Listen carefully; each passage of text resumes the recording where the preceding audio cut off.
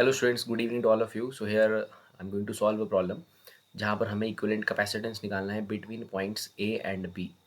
सो यहाँ पर आप देख रहे होंगे ए और बी के बीच में बहुत सारे कैपेसिटर जो हैं वो कनेक्टेड है.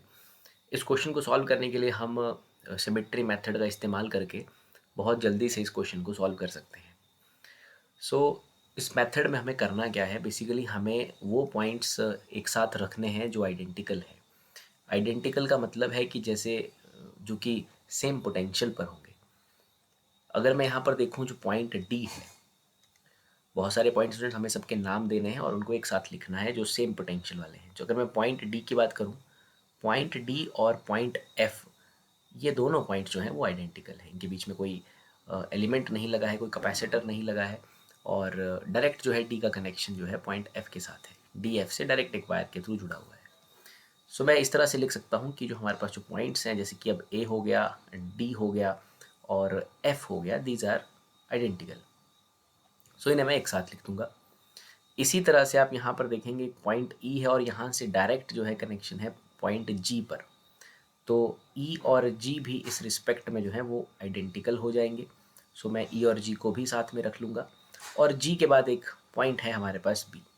तो सबसे पहले आप पॉइंट्स को कुछ इस तरह से रखेंगे और फिर क्वेश्चन को सॉल्व करेंगे.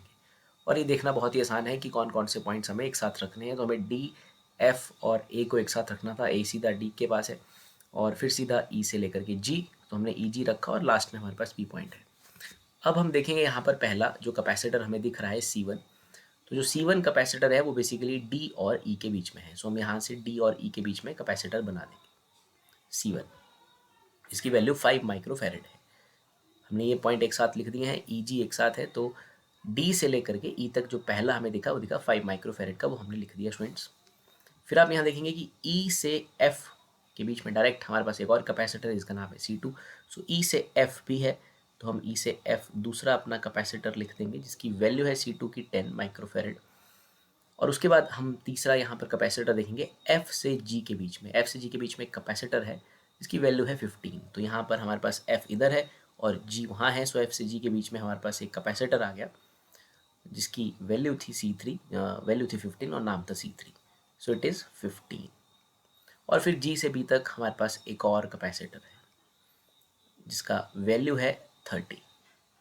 सो स्टूडेंट्स, अब सर्किट काफ़ी सिंप्लीफाई हो चुका है.